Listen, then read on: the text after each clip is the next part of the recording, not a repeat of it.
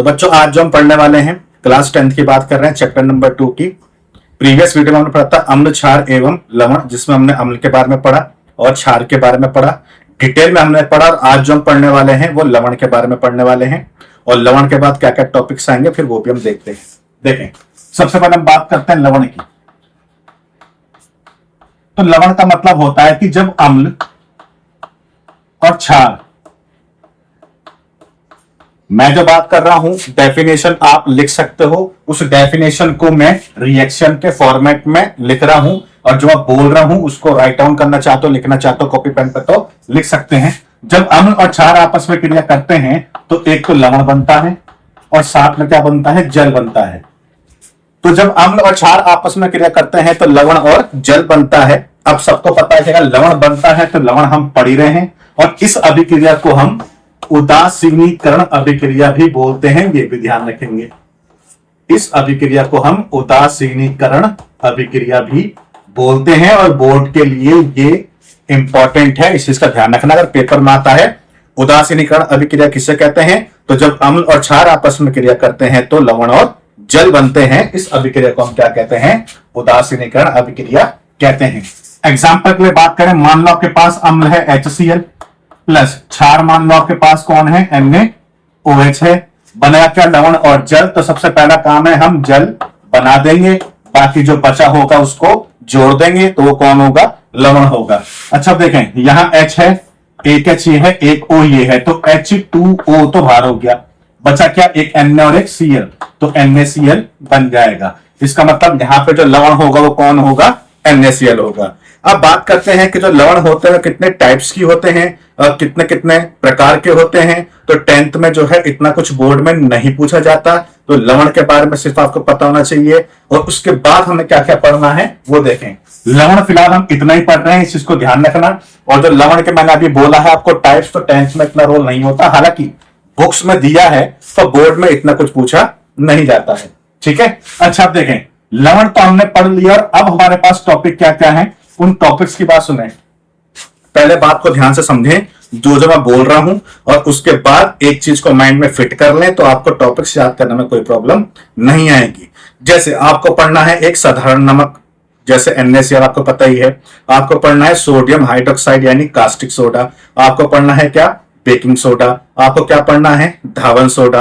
आपको क्या पढ़ना है, ब्लीचिंग पाउडर। मतलब जितने भी टॉपिक्स आप पढ़ोगे, आगे से POP भी है, तो जितने भी टॉपिक्स पढ़ोगे सबसे पहला काम आपका ये होगा कि रासायनिक सूत्र क्या है उन सभी टॉपिक्स का। दूसरा, उन सभी टॉपिक्स के बनाने की विधि क्या है। तीसरा, उन सभी के भौतिक गुण क्या है। चौथा, उन सभी के रासायनिक गुण क्या है। एंड लास्ट में हम पढ़ेंगे उन सभी के उपयोग क्या है। तो इस तरीके से आपको याद करने हैं जितने भी टॉपिक्स होंगे, तो आई होप आपको कोई प्रॉब्लम नहीं आएगी। तो मैंने आपको बोल दिया है जितने भी टॉपिक्स अब हम कवर करने वाले हैं उन सभी टॉपिक्स में आपका काम क्या है, सबसे पहला रासायनिक सूत्र क्या होगा, दूसरा बनाने की विधि क्या होगी, तीसरा उनके भौतिक गुण क्या होंगे, चौथा उनके रासायनिक गुण क्या होंगे, एंड जो फिफ्थ रहेगा उसका मतलब क्या है, उनके उपयोग क्या क्या होंगे, ठीक है। तो चलो सबसे पहले हम करते हैं इसको रफ और बढ़ते हैं अपने टॉपिक के ऊपर। तो सबसे पहला जो आपके पास टॉपिक है वो है साधारण नमक।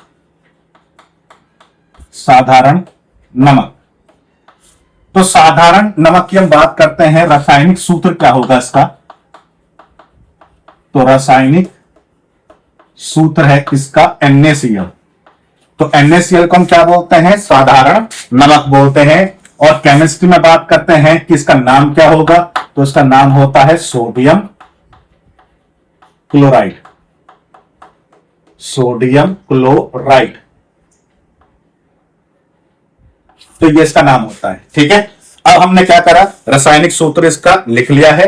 अब हम क्या करेंगे, बनाने की विधि।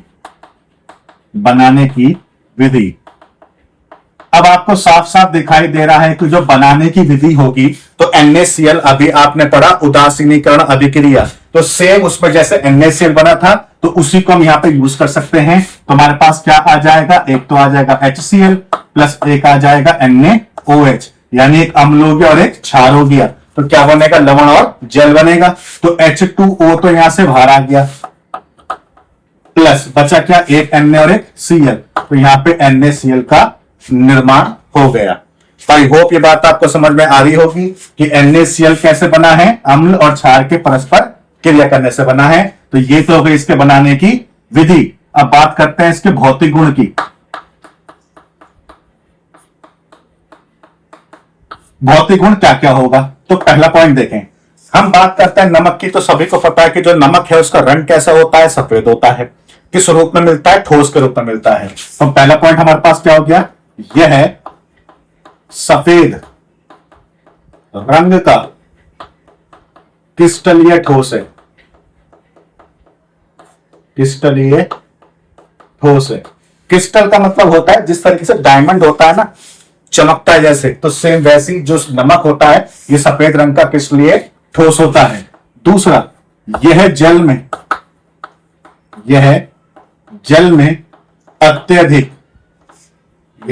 में अत्यधिक विलय होता है। यानी सभी को पता है जब आप नमक को घर में पानी में घोलते हो तो इजीली पानी में घुल जाता है। तीसरे पॉइंट की बात करते हैं तो एक चीज को समझे, नमक को जब जलाते हैं तो चटकता है।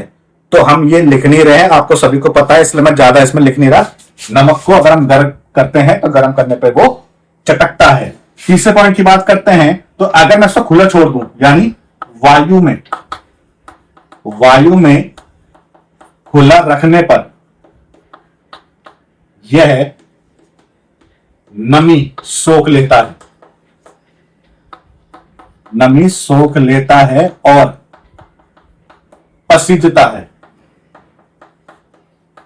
अब ये सभी को पता है कि जब हम सपोज करते हैं नमक को हम किसी भी बर्तन में या किसी भी बॉक्स में रखते हैं और ढक्कन उसका टाइट कर देते हैं तो नमक में कोई दिक्कत नहीं आती। अगर ढक्कन खुला हुआ रह गया, वायु के संपर्क में आ गया, तो नमक धीरे धीरे हल्का हल्का गीला होने लगता है, यानी वो पसीजने लगता है।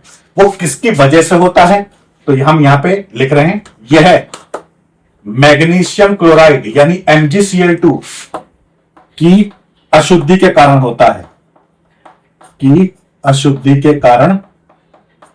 होता है। यानी जो हमारे पास नमक है तो नमक में कुछ अशुद्धि जो है MgCl2 की होती है, जिस वजह से जो नमक है वो पसीज जाता है। अच्छा, जब आपने अम्ल और क्षार पढ़ा तो आपने पढ़ा जिसका pH मान 7 होगा वो कैसा होगा, उदासीन होगा। तो ध्यान रखना, जो नमक होता है इसका जो pH मान होता है वो कितना होता है, 7 होता है। इस चीज को ध्यान रखेंगे। तो आई होप ये जो भौतिक गुण वाला पार्ट है ये आपको समझ में आया होगा। इतना वाला जो पार्ट है आप इसको कॉपी में लिख सकते हैं या स्क्रीनशॉट इसका ले लो। इसके बाद हम इसके चलते हैं रासायनिक गुण के ऊपर एंड देन फिर इसका उपयोग पढ़ेंगे। देखें, तो फिलहाल मैं इतना पार्ट हटा देता हूं। चलें देखें, सबसे पहले रासायनिक गुण।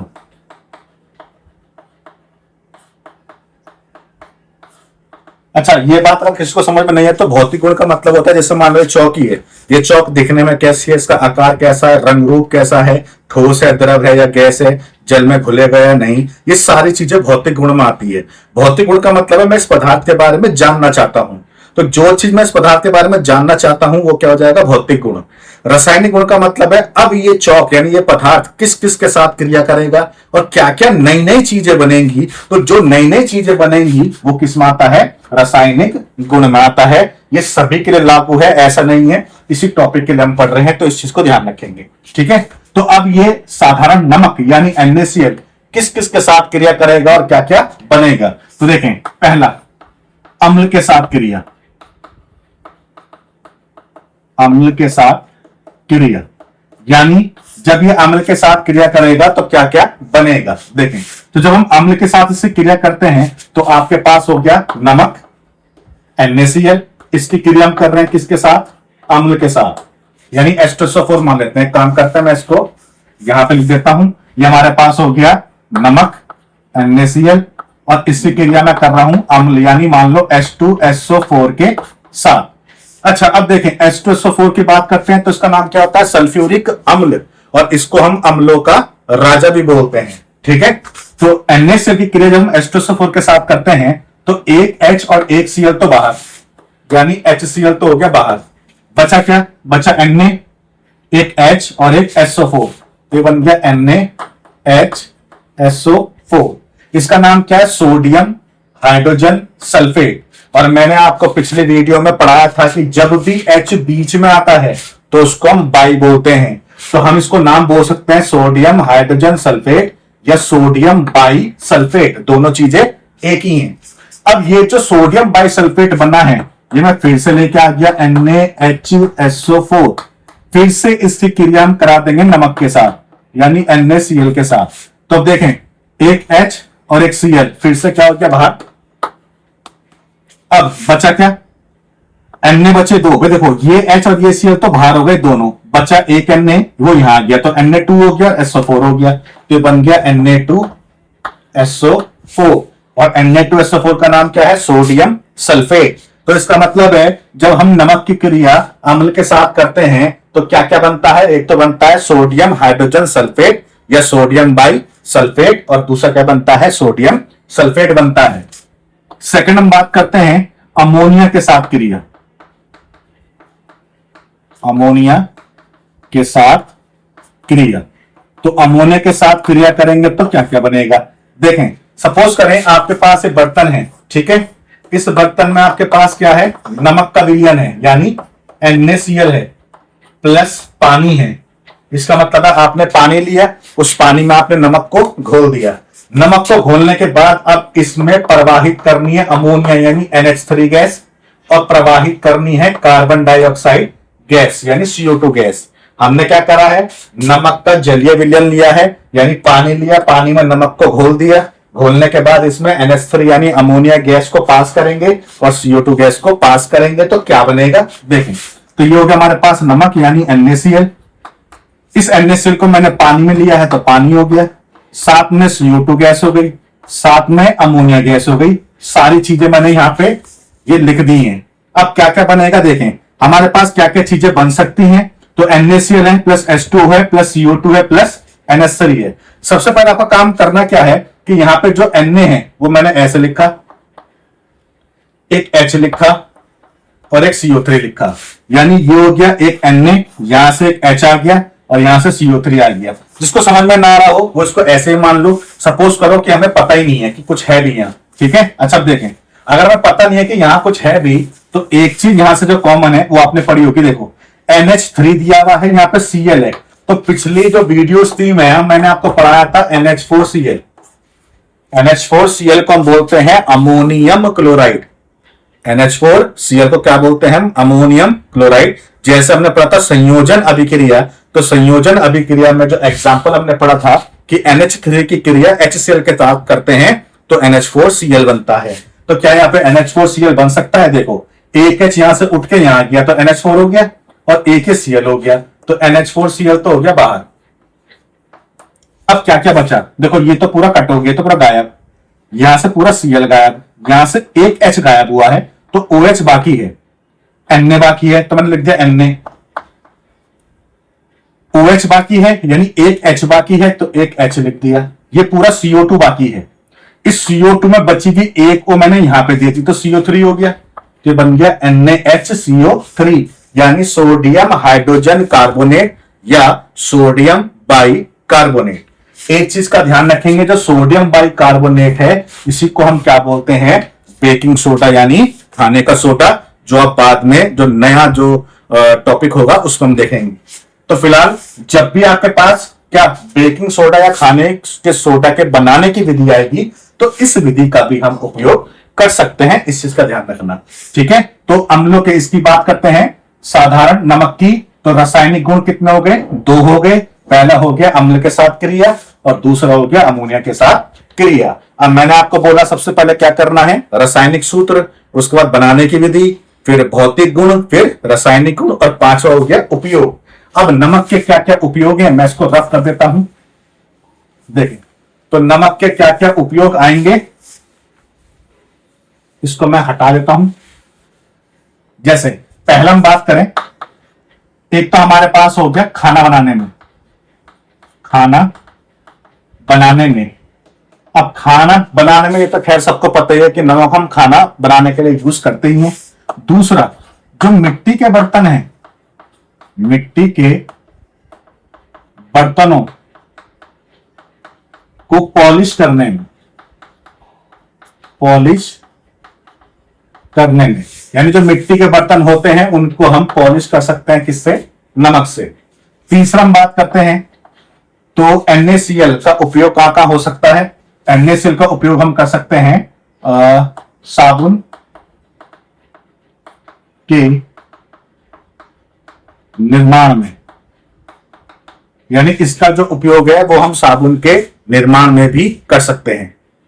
तो तीन जो आपने उपयोग देखे, खाना बनाने में, मिट्टी के बर्तनों को पॉलिश करने में, और तीसरा साबुन के निर्माण में। और चौथा हम यूज कर सकते हैं जैसे आपके पास है मांस, कौमा मछली, कौमा अचार आदि के या आदि को सुरक्षित रखने में, सुरक्षित रखने में। तो ये हमारे पास होते हैं NaCl यानी साधारण नमक के उपयोग। तो कुल मिलाकर हमने इसमें 5 पार्ट पढ़े। तो इस तरीके से आपका जो साधारण नमक है वो खत्म होता है टॉपिक। अब जो हमारे पास नेक्स्ट टॉपिक है वो देखें क्या है। आप साथ साथ में लिखते रहें, और अगर ज्यादा स्पीड चल रही है तो आप स्क्रीनशॉट ले लें या वीडियो को पॉज कर लें और साथ साथ में लिखते रहें। सेकंड हम बात करते हैं कौन सा टॉपिक हमारे पास है। तो सेकंड हमारे पास है sodium, sodium hydroxide, sodium hydroxide. इसकी बात करते हैं तो रासायनिक सूत्र क्या है इसका? रासायनिक सूत्र है इसका NaOH। NaOH को हम जो नाम देते हैं वो क्या देते हैं? Sodium hydroxide. ये इसका रासायनिक नाम भी है। और सोडियम हाइड्रोक्साइड की जगह हम इसको कास्टिक सोडा भी बोल सकते हैं, कास्टिक सोडा भी बोल सकते हैं। तो ये हमारे पास है NaOH। फिर से सेम कहानी आती है, क्या आएगी? रासायनिक सूत्र हमने लिख दिया है, बनाने की विधि, भौतिक गुण, रासायनिक गुण, एंड लास्ट वन क्या होगा? उपयोग होगा। ठीक है, देखें तो हम बात करते हैं बनाने की विधि। बनाने की विधि, तो बनाने की विधि में क्या करना पड़ेगा उसको मैं फिलहाल यहां पे लिखता हूं ताकि आपको समझ में आ जाए। देखो, सबसे पहले एक हमने बीकर यानी बर्तन लिया। इस बर्तन में हम क्या लेंगे? 2 धातु की प्लेट लेंगे, 2 धातु की प्लेट लेंगे। इसको हम जोड़ देंगे एक बैटरी से, इसको हम जोड़ देंगे एक बैटरी से।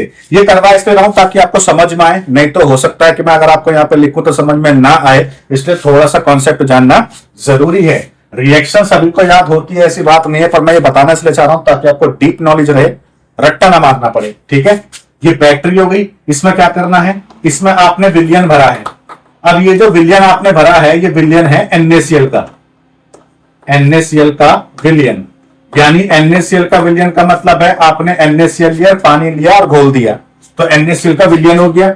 लेफ्ट हैंड साइड में बात करते हैं जो धातु की प्लेट है, और राइट हैंड साइड में बात करते हैं धातु की प्लेट है। तो इस प्लेट को हम बोलते हैं एनोड और इस प्लेट को हम बोलते हैं कैथोड। इस प्लेट को हम क्या बोलते हैं? एनोड, और राइट हैंड साइड की प्लेट को हम क्या बोलते हैं? कैथोड। अब ये एनोड की बात करें तो बैटरी का प्लस पार्ट ये होता है, माइनस पार्ट ये होता है। अब क्योंकि ये एनोड यानी ये प्लेट बैटरी के प्लस वाले पार्ट से जुड़ी हुई है तो एनोड कैसा होता है? पॉजिटिव। कैथोड बैटरी के माइनस वाले पार्ट से अटैच है तो कैथोड कैसा होता है? नेगेटिव होता है। अब आपको क्या करना है देखें, जब मैं इस बैटरी से विद्युत धारा दूंगा तो ये NaCl टूटेगा। सबको पता होगा कि NaCl कैसे टूटता है? NaCl टूटता है Na+ और Cl- में टूटता है। ठीक है, NaCl कैसे टूटता है? Na+ और Cl- में टूटता है। अब ये मैं तुमको पढ़ा चुका हूं प्रीवियस वीडियो में भी, जो पिछली वीडियो थी, कि प्लस और माइनस के बीच में आकर्षण होता है, यानी प्लस और माइनस एक दूसरे को खींचते हैं अपनी तरफ। तो यहां देखें, यहां एनोड पे कौन सा साइन है? प्लस का। यहां पे इस पे कौन सा चार्ज है? माइनस का। तो माइनस वाला प्लस की प्लेट की तरफ मुड़ेगा और ये प्लस वाला इस माइनस की प्लेट की तरफ मुड़ेगा। यानी जो क्लोरीन की हम बात करते हैं तो क्लोरीन गैस किस तरफ जाएगी? एनोड की तरफ। अब क्योंकि यहाँ पे विलियम लिया हमने, यानी यहाँ पे पानी का भी रोल है, तो क्या करना है देखें, हमने लिया NaCl का जलीय विलयन, यानी ये हो गया पानी। तो जब जलीय विलयन लेंगे NaCl का और जब बैटरी से विद्युत धारा देंगे तो Cl जो है यानी क्लोरीन जो है वो एनोड की तरफ जाएगा। Na और इस पानी का रोल अभी बाकी है, तो ध्यान से देखना। NaCl प्लस H2O मैंने लिखा, हमारे पास टॉपिक क्या है NaOH, तो पहले हम NaOH बना देंगे। क्या बना देंगे? NaOH। NaCl आपको लेने हैं 2, याद करने का तरीका बता रहा हूं। H2O भी लेना है तुम्हें 2। क्यों लेना है? क्योंकि जब Na 2 करूंगा तो यहां तो Na 1 है, तो यहां भी 2 करना पड़ेगा। जब यहां Na 2 करूंगा तो O कितने हो जाएंगे? 2 हो जाएंगे, तो मुझे O के आगे भी 2 करना पड़ेगा। तो आई होप इतना पार्ट आपको समझ में आ रहा होगा। तो 2 Na ये हो गए, अभी 2 Cl मेरे पास बाकी है, ठीक है। उसके बाद 2 O यहां आ चुके हैं, तो ऑप्शन तो यहां बचे नहीं। H कितने हैं यहां? 4 में से यहां कितने हैं? 2 आ गए, तो 2 मेरे पास H बाकी हैं। इसका मतलब है इस तरफ मैं बात करता हूं तो इस तरफ मेरे पास 2 Cl अभी बाकी हैं और 2 H मेरे पास बाकी हैं। तो यहां पे क्या होता है? प्लस एक तो H2 गैस, यानी ये 2 Cl है, प्लस एक क्लोरीन गैस मुझे मिलती है। इस चीज का ध्यान रखेंगे, जब हम NaCl का जेनेवलन लेते हैं और इसका क्या कर रहे हैं? बैटरी के थ्रू इसका विद्युत अपघटन कर रहे हैं, यानी करंट के थ्रू हम इसको तोड़ रहे हैं। तो जब हम इसका विद्युत अपघटन करेंगे तो ये टूट के क्या देगा? NaOH देगा, साथ साथ में हाइड्रोजन गैस देगा और क्लोरीन गैस देगा। बस आप इतना ध्यान रखना कि NaOH और H2 हमें मिलते हैं कैथोड पर। हमें कहा मिलते हैं? कैथोड पर। देखो Na है ना, और जो क्लोरीन गैस है Cl2 ये किस तरफ मिलेगी? ये मिलेगी हमें एनोड पर। हालांकि आज तक बोर्ड में ऐसा पूछा नहीं गया है कि कौन कहां मिलता है, बट आप याद रखें कि एनोड पर क्या मिलती है? क्लोरीन गैस, और कैथोड पर क्या मिलता है? NaOH और हाइड्रोजन गैस मिलती है। ये डायग्राम की जरूरत नहीं होती बोर्ड में, आपको सिर्फ रिएक्शन याद होनी चाहिए, इस चीज का ध्यान रखना। इसलिए मैंने रिएक्शन इसलिए कर दी बैटरी के साथ, ताकि आपको कॉन्सेप्ट समझ में आ जाए, ठीक है। तो आई होप ये पार्ट आपको समझ में आया होगा, बनाने की विधि। और ये जो बनाने की विधि है इसको हम बोलते हैं क्षार विधि बोलते हैं। इस विधि को हम क्या बोलते हैं? क्लोर क्षार विधि। अब ये नाम क्यों पड़ा है उसे भी सुन लो। क्लोर तो नाम पड़ा है क्लोरीन से, और क्षार का नाम पड़ा है NaOH से, क्योंकि NaOH कौन होता है? क्षार होता है, पढ़ चुके हैं। जो OH माइनस देता है वो कौन होता है? क्षार होता है। तो इसलिए इसका नाम पड़ा है क्लोर क्षार विधि। तो बनाने की विधि तो हमने पढ़ ली, अब बात आती है किसकी? भौतिक गुण की। तो भौतिक गुण की बात करते हैं तो NaOH के भौतिक गुण क्या क्या होंगे? देखें, आपके पास जो पहला पॉइंट है, जो भौतिक गुण की हम बात कर रहे हैं, तो NaOH जो है वो आपको ठोस के रूप में भी मिलता है, और NaOH जो है आपको वो द्रव के रूप में भी मिलता है। मतलब NaOH के पैलेट्स भी आते हैं, जैसे पैलेट्स का मतलब जैसे गोलियां होती हैं, ऐसे भी रूप में आता है। और NaOH जो है जल के साथ मिला हुआ भी आता है, मतलब यह है जल में विलय होता है, यह जल में विलय होता है, इस चीज का ध्यान रखना। और NaOH कैसा होता है? क्षारीय होता है, यानी यह क्षारीय होता है। बस यहां पे जो आपको एक चीज का ध्यान रखना है वो क्या रखना है, सुन लो। NaOH के बारे में 10th में इतनी डिटेल नहीं है। जैसे मैंने आपको बोला कि भाई 5 टॉपिक हैं, आपको रासायनिक सूत्र याद होना चाहिए, बनाने की विधि, भौतिक गुण, रासायनिक गुण और उपयोग। तो NaOH में ये तो हमने पढ़ लिया, रासायनिक सूत्र, बनाने की विधि, भौतिक गुण भी हमने पढ़ लिया, पर रासायनिक गुण इसके ज्यादा यहाँ पे दिए हुए नहीं है। अगर आप करना चाहते हो तो आप यूज कर सकते हो कि लवण बनाने में, जैसे HCl प्लस NaOH हमने पढ़ा था कि जब HCl और NaOH की क्रिया करते हैं तो NaCl प्लस H2O बनता है, उदासीनीकरण अभिक्रिया। तो वहां से आप इस रिएक्शन को कर सकते हो। NaOH की क्रिया जिंक के साथ करते थे तो क्या बनता था? सोडियम जिंकेट बनता था। तो उन्होंने क्या कर रखा है, बुक में इतना ही पार्ट आपको दिया हुआ है 10th में, और जो इसकी रासायनिक गुण की बात करते हैं, रिएक्शन की बात करते हैं, तो अदर फॉर्मेट में दी गई है। फॉर्मेट में आपको बता देता हूं क्योंकि 10th में हो इसलिए ज्यादा डिस्टर्बेंस क्रिएट मत करना। देखो हम क्या पढ़ रहे हैं? NaOH। अगर मैं आपको इसके रासायनिक गुण पढ़ाऊं तो रासायनिक गुण में पहला देखें, अगर मैं इस NaOH की क्रिया अम्ल यानी HCl के साथ कर दूं तो क्या बनेगा? लवण और जल बनेगा, जो हम पढ़ चुके हैं, उदासीनीकरण अभिक्रिया। ये जल यहां से बाहर हो गया, H2O, बचा क्या? Na और Cl, तो लवण बन गया। ये रिएक्शन हम पढ़ चुके हैं। दूसरा, अगर मैं NaOH की क्रिया जिंक धातु के साथ कराता हूं तो सोडियम जिंकेट बनता था। NaOH के आगे हम लेते थे 2, तो क्या होता था H2O, यानी जल तो बाहर होता था, दोनों H बाहर हो गए, 2 O में से 1 O बाहर हो गया, बचा क्या, 2 तो बचे Na, तो ये हो गया Na2, एक बचा Zn, और O 2 में से एक तो यहां गया, मैं इसको रफ कर देता हूं, जलनी, Na2ZnO2 बाहर आता था, और साथ में हाइड्रोजन गैस, यानी 2 H यहां से बाहर आ गए, 2 O बाकी हैं, 2 Na बाकी हैं, और एक जिंक बाकी है, तो 2 Na तो Na2 हो गया, एक Zn हो गया, और 2 O हो गया, तो इसको हम बोलते थे सोडियम जिंकेट। इसका मतलब है ये रिएक्शन जो है वो आप पहले पढ़ चुके हो, मतलब NaOH के रासायनिक गुण आप पहले ही पढ़ चुके हो, इसलिए बार बार रिपीट करने की नीड यहां पे नहीं है। बात करते हैं किस चीज की, उपयोग की।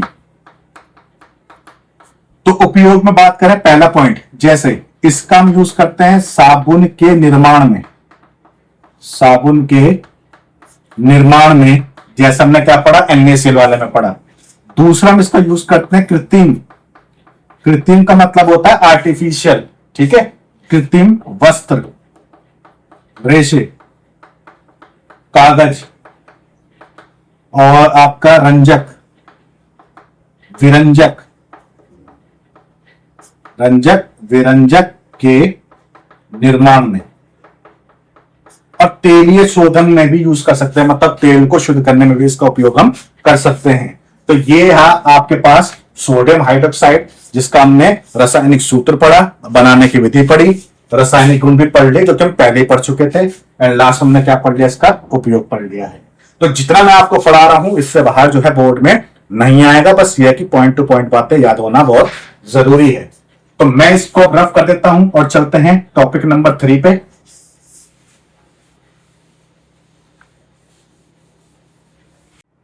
तो तीसरा हमारे पास है ब्लीचिंग पाउडर, या हम इसको बोलते हैं विरंजक चूर्ण। तो या तो आप बोल दो ब्लीचिंग पाउडर, या आप बोल दो विरंजक चूर्ण। विरंजक का मतलब मैं बता देता हूं, रंजक का मतलब होता है रंगना, रंजक का मतलब रंगना, और विरंजक का मतलब, वी का मतलब होता है निकलना, यानी रंजक का मतलब अगर रंगना है तो वी का मतलब उड़ा देना, हटा देना, यानी रंग को गायब कर देना। तो विरंजक का मतलब है रंग उड़ाने वाले पदार्थ, ठीक है। तो ब्लीचिंग पाउडर की बात करते हैं, रासायनिक सूत्र, ये ध्यान रखना जो हम रासायनिक सूत्र पढ़ रहे हैं ये एक एक नंबर में भी आते हैं, मल्टीपल मालेबल यानी बहुविकल्पीय प्रश्न में, कि ब्लीचिंग पाउडर का रासायनिक सूत्र क्या होता है, या फिर रासायनिक इसका नाम क्या होगा, ऐसे भी आता है, ध्यान रखना। जरूर नहीं है कि पूरा पूरा टॉपिक ही आए, ठीक है। तो सूत्र क्या है इसका, CaOCl2। अब CaOCl2 को हम क्या बोलते हैं, तो इसे हम बोलते हैं calcium, calcium oxy, calcium oxy chloride, या देखो कैल्शियम ऑक्सी क्लोराइड का मतलब ये हो गया, कैल्शियम सेंटर में O है बीच में, तो ऑक्सी, और बाकी हो गया क्लोराइड, या फिर हम इसको बोलते हैं calcium, calcium chloro hypochloride, hypochloride, ये भी इसका नाम होता है। अब ये नाम कहां से आया है उसे भी सुन लो, हालांकि 10th में इतनी नीड नहीं है, बट फिर भी ध्यान रखना। इस कैल्शियम यानी ऑक्सीजन और Cl को तोड़ूं तो क्या बनेगा, देखो Ca पे चार्ज होता है प्लस का 2, O है और Cl 2 है, Cl पे चार्ज होता है माइनस का 1, बच गया O और एक Cl, तो O Cl को साथ में लिखते हैं, माइनस ऐसे लिखते हैं, ठीक है। तो हमारे पास कैल्शियम पे 2 प्लस है, Cl पे 1 माइनस है, OCl पूरा 1 होता है जिसपे 1 माइनस है, तो 2 माइनस है और 2 प्लस है, बैलेंस है। अब नाम कैसे पढ़ा, देखो ये तो हो गया कैल्शियम, क्लोरो ये हो गया, हाइपोक्लोराइड बोलते हैं इसे, OCl माइनस को हम क्या बोलते हैं, हाइपोक्लोराइड बोलते हैं। तो इस तरीके से नाम आया है, इसको लिख लेना कॉपी में कहीं भी, मैं इसको रफ कर रहा हूं। और फिलहाल अब हम चलते हैं बनाने की विधि पे। तो देखें बनाने की विधि, बनाने की विधि की बात करते हैं तो आपके पास है कैल्शियम हाइड्रोक्साइड, ये भी तुम पढ़ चुके हो, बुझा हुआ चूना, जब मैंने आपको पढ़ाया था, ठीक है। तो कैल्शियम हाइड्रोक्साइड बोलते हैं या बुझा हुआ चूना बोलते हैं। इसकी क्रिया हम करेंगे क्लोरीन गैस के साथ, यानी Cl2 गैस के साथ। तो क्या क्या होगा देखो, सबसे पहले क्योंकि बना हम क्या रहे हैं, विरंजक चूर्ण बना रहे हैं यानी ब्लीचिंग पाउडर, तो सबसे पहले ये ही बना देंगे CaOCl2, बाकी जो बचेगा उसको हम जोड़ लेंगे। तो Ca यहां गया, 2 O में से 1 O आ गया, तो 1 O बाकी है, ठीक है। H2 है या 1 भी नहीं है, तो H2 है, Cl2 है, Cl2 है, तो इसका मतलब कुल मिलाकर क्या बच गया, H2O। तो मैंने यहां लिख दिया H2O। तो इस तरीके से जो आपके पास बना है वो क्या बन गया, ब्लीचिंग पाउडर, और साथ में क्या बन गया, जल बन गया, और रिएक्शन भी बैलेंस हो गई। तो ये हो गई इसकी क्या बनाने की विधि। अब हमारे पास क्या आता है, अब हमारे पास आता है भौतिक गुण। भौतिक गुण की बात करते हैं तो भौतिक गुण में पहला पॉइंट यह है, हल्के पीले रंग का, हल्के पीले रंग का ठोस पदार्थ है, यानी ये देखने में कैसा होता है, हल्का सा पीला होता है। किसकी वजह से होता है, क्योंकि इसके अंदर क्लोरीन की उपस्थिति होती है। यानी अगर हम बात करते हैं, यह है हल्के पीले रंग का होता है, और इसमें क्लोरीन की गंध आती है, इसमें क्लोरीन की गंध आती है। तो आपको दिख रहा है कि इसके अंदर Cl तो है। तीसरा, इसका जलीय विलयन, इसका जलीय विलयन, यानी अगर आप ब्लीचिंग पाउडर को पानी में डाल दूं तो जलीय विलयन इसका दूधिया हो जाता है, जलीय विलयन दूधिया हो जाता है। इसका मतलब है ब्लीचिंग पाउडर को अगर हम पानी में डाल देते हैं तो पानी में डालने के बाद जो रंग है उसका वो कैसा हो जाता है, दूधिया हो जाता है। तो ये आपके पास रहा बनाने की विधि, और ये हो गए इसके भौतिक गुण। अब बात करते हैं किस चीज की, रासायनिक गुण की। तो मैं इसको रफ कर देता हूं, इसका स्क्रीनशॉट या लिखना हो तो लिख लेना, ठीक है। तो अब चलते हैं डायरेक्ट अब किसके ऊपर, वो है रासायनिक गुण के ऊपर। और रासायनिक गुण में क्या क्या चीजें बनेंगी फिर वो देख लेते हैं। देखें रासायनिक गुण, रासायनिक गुण में हम पहली हेडिंग पढ़ने वाले हैं ऊष्मा का प्रभाव। ऊष्मा का प्रभाव, ऊष्मा का प्रभाव का मतलब है जब हम इसको गर्म करेंगे तो क्या बनेगा, ठीक है। तो ये हो गया हमारे पास ब्लीचिंग पाउडर CaOCl2, ठीक है। इसको हम क्या कर रहे हैं, इसको हम गर्म कर रहे हैं। तो गर्म करने पर यहां पे ऑक्सीजन गैस बाहर आती है, याद करना पड़ेगा, गर्म करने पर ऑक्सीजन गैस बाहर आती है। और ऑक्सीजन तो यहां पे एक ही है, और हमें पता है ऑक्सीजन का सूत्र क्या होता है, O2। इसका मतलब O2 होने चाहिए, तो मैंने आगे कर दिया 2, तो O2 तो बाहर हो गया। अब क्या बचा, 2 Ca बचे और Cl बचे, 2 दूनी 4, यानी इस O को यहां से हटा दो, बाकी जो बच गया उसको ऐसे लिख दो। तो बन गया 2CaCl2, तो Cl 4 हो गई, कैल्शियम 2 हो गए, कैल्शियम 2 है, Cl 2 दूनी 4 है, बैलेंस हो गया। इसका मतलब है कैल्शियम क्लोराइड बनता है, साथ में ऑक्सीजन गैस बाहर निकलती है। दूसरा आता है हमारे पास अम्ल के साथ क्रिया, अम्ल के साथ क्रिया। ये वाला पार्ट आपके लिए इंपॉर्टेंट है, अम्ल के साथ क्रिया, क्योंकि यहां से आपको समझ में आएगा कि ब्लीचिंग पाउडर यानी विरंजक चूर्ण जो है रंग को उड़ाता कैसे है। मैंने अभी बोला वी का मतलब रंग को उड़ा देना, और रंजक का मतलब रंग होता है, ठीक है। देखें अब हमारे पास ये हो गया ब्लीचिंग पाउडर प्लस हमने ले लिया अम्ल, यानी H2SO4 ले लिया। सबसे पहले आपको क्या करना है, ब्लीचिंग पाउडर लेना है 2। अब 2 में से क्या होगा देखें, सबने सूत्र पढ़ा है calcium sulphate, calcium sulphate, sulphate तो एक है, कैल्शियम 2 है, तो 2 कैल्शियम में से 1 कैल्शियम ले लिया, तो बन गया कैल्शियम सल्फेट, ठीक है। प्लस अब क्या बाकी है, 1 कैल्शियम और बाकी है, तो CaCl2 सूत्र भी तुमने पढ़ा है, तो ये हो गया CaCl2। यहां तो बात समझ में आ रही होगी, 2 कैल्शियम में से 1 कैल्शियम और 1 SO4 तो बाहर हो गया, बचा हुआ 1 कैल्शियम, और Cl कितने हैं 4, तो 4 में से 2 Cl में लेके यहां गया। अब यहां पे क्या क्या बच रहा है वो देखें, 4 Cl में से 2 Cl यहां गई, तो 2 तो बच रही है Cl, H यहां पे है नहीं, H यहां पे 2 है, तो 2 बच रहे हैं H। अब ऑक्सीजन की बात करें, यहां कितनी ऑक्सीजन है, 2, यहां पे है नहीं, तो इसका मतलब है 2 ऑक्सीजन बाकी हैं। तो आपको दिख रहा है 2 इसमें से कॉमन आ जाएगा, तो HOCl बन जाएगा, यानी प्लस 2HOCl बन जाएगा। तो आपको बात समझ में आ रही होगी, कैल्शियम सल्फेट, कैल्शियम क्लोराइड और क्या बना है, HOCl बना है। अब ये HOCl क्या होगा उसे भी देखो, ये जो HOCl है ये आगे फिर टूटता है HCl में, प्लस एक ऑक्सीजन बाकी है। अब तुम्हें पता भाई अगर ऑक्सीजन है तो O2 लिखूंगा, नहीं, यहां पे एक O को हम ब्रैकेट में लिखेंगे ऐसे O। इस O को जो कि ब्रैकेट में है इसको हम बोलते हैं नवजात, नवजात ऑक्सीजन इसको बोलते हैं। अब बात सुने, अगर मेरे पास लिखा है O2, मेरे पास लिखा है O, तो इन दोनों में ये तो हो गया ऑक्सीजन, और ब्रैकेट के अंदर जो O है इसको हम बोलेंगे नवजात ऑक्सीजन। नवजात शब्द का मतलब होता है अत्यधिक क्रियाशील। मतलब अगर तुमसे बोला जाए दोनों में से क्रियाशील ज्यादा कौन है, तो तुम बोलोगे नवजात ऑक्सीजन अधिक क्रियाशील होती है। जिस तरीके से हम बात करते हैं हाइड्रोजन की, तो हाइड्रोजन भी हम H2 और ऐसे लिख सकते हैं। अगर हमें ये वाला H दे दिया जाए तो हम बोलेंगे कि ये नवजात हाइड्रोजन है। जब भी ब्रैकेट आएगा तो उसका मतलब हो जाएगा नवजात। तो नवजात हाइड्रोजन जो है वो अधिक क्रियाशील होता है किससे, H2 से। सेम नवजात ऑक्सीजन अधिक क्रियाशील होता है किससे, ऑक्सीजन से। इस चीज को ध्यान रखेंगे, ठीक है। अच्छा होता क्या है देखें, जब ब्लीचिंग पाउडर अम्ल के साथ क्रिया करता है तो नवजात ऑक्सीजन बनती है।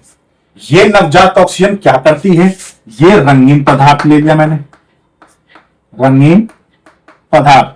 तो रंगीन पदार्थ में जब नवजात ऑक्सीजन जाती है तो ये ऑक्सीजन इसको रंगहीन में चेंज कर देती है। बात समझ में आ रही होगी। विरंजक चूर्ण को तुमने अम्ल में डाल दिया, अम्ल में डालने के बाद क्या बनी, नवजात ऑक्सीजन बनी।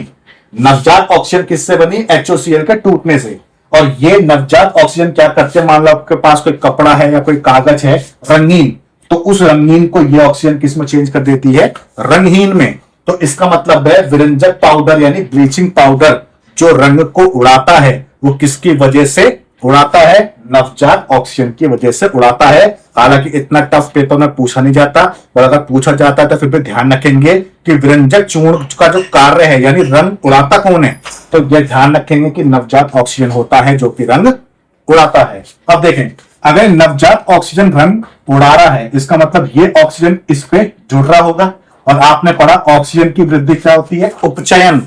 इसका मतलब है कि जो विरंजक चूर्ण का गुण है रंग उड़ाने का, वो कहीं ना कहीं किस पे बेस्ड है, उपचयन पे बेस्ड है।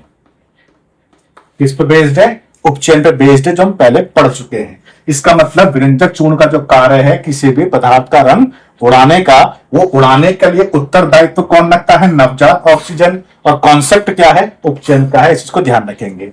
अब ये HOCl का नाम क्या होता है, तो HOCl का नाम होता है हाइपोक्लोरस अम्ल इसका नाम होता है। हालांकि नाम पूछा नहीं जाता बट फिर भी आपको पता होना चाहिए कि HOCl को हम क्या बोलते हैं। तो HOCl को हम बोलते हैं हाइपोक्लोरस अम्ल। अब बात करते हैं, 2 हमने पढ़ लिया, तीसरा क्या है, तीसरा है कार्बन डाइऑक्साइड के साथ क्रिया, CO2 के साथ क्रिया। तो देखें हमारे पास हो गया क्या, विरंजक पाउडर यानी कैल्शियम ऑक्सीक्लोराइड। तो ये हो गया विरंजक चूर्ण। इसी क्रिया हम किसके साथ कर रहे हैं, कार्बन डाइऑक्साइड गैस के साथ कर रहे हैं। तो देखें CaCO2, एक O इसके पास आ जाए तो CO3 हो गया, तो कैल्शियम कार्बोनेट बन जाएगा CaCO3, प्लस साथ में क्या हो जाएगा, क्लोरीन गैस बाहर आ जाएगी। तो इस रिएक्शन में यानी जब हम ब्लीचिंग पाउडर की क्रिया CO2 के साथ करते हैं तो कैल्शियम कार्बोनेट बनता है, साथ में क्लोरीन गैस बाहर आती है। तो ये हो गए 3 इसके रासायनिक गुण जो हम पढ़ चुके हैं। अब और बचता क्या है, तो बचता है इसके उपयोग, तो वो भी देख लेते हैं और उसके बाद ये टॉपिक खत्म होता है। तो मैं इसको रफ कर रहा हूं, आप लिख लेना स्क्रीनशॉट जो भी है, पॉज करके जैसे भी। देखें उपयोग की बात करें तो सबसे पहले जो आपके पास उपयोग है वो ये है कि इसका उपयोग हम जीवाणुनाशक के रूप में करते हैं, जीवाणुनाशक के रूप में पेयजल में। मतलब अगर आपके पास कोई जल है जिसमें क्या है, जीवाणु यानी बैक्टीरिया हैं, तो उसमें हम क्या कर देते हैं, ब्लीचिंग पाउडर को डाल देते हैं, तो वो काम करता है किस चीज का, जीवाणु नाशक यानी बैक्टीरिया को खत्म करने का काम करता है, ताकि हम उस जल को पी सकें। तो पेयजल में जो है हम यूज करते हैं किसका, ब्लीचिंग पाउडर का। किस रूप में यूज करते हैं, जीवाणु नाशक के रूप में करते हैं। दूसरा, आपके पास कोई भी कागज है या कोई भी वस्त्र है, तो कागज या वस्त्र के रंग उड़ाने में या बोल सकते हैं विरंजन में, विरंजन का मतलब क्या होता है, रंग उड़ाना होता है। तो आई होप ये ब्लीचिंग पाउडर आपको समझ में आया होगा। इसका उपयोग हम किसमें कर सकते हैं, जीवाणुनाशक के रूप में, ताकि जो हमारे पास जल है उसमें अगर बैक्टीरिया है तो उनको ये खत्म कर देता है। बैक्टीरिया यानी जीवाणु को खत्म करने वाले पदार्थ को हम क्या बोलते हैं, जीवाणु नाशक बोलते हैं। तो उस जल को फिर हम पी सकते हैं। दूसरी बात मैंने बोला, जो हमारे पास वस्त्र है या हमारे पास कागज है रंगीन, तो अभी तुमने देखा कि रंगीन पदार्थ को रंगहीन में चेंज कर देता है, यानी वस्त्र या कागज का जो भी रंग होगा वो उसको उड़ा देगा। तो आई होप ये तीनों टॉपिक आपको समझ में आए होंगे। नेक्स्ट वीडियो में हम पढ़ेंगे नेक्स्ट जो टॉपिक्स बच रहे हैं, उसके बाद जो आपके पास चैप्टर नंबर 2 है वो कंप्लीट हो जाएगा। आई होप ये वीडियो आपको समझ में आई होगी और अच्छे से पसंद भी आई होगी। ये सारे डाउट्स मैंने क्लियर किए हैं। तो मिलते हैं नेक्स्ट वीडियो में नेक्स्ट टॉपिक के साथ।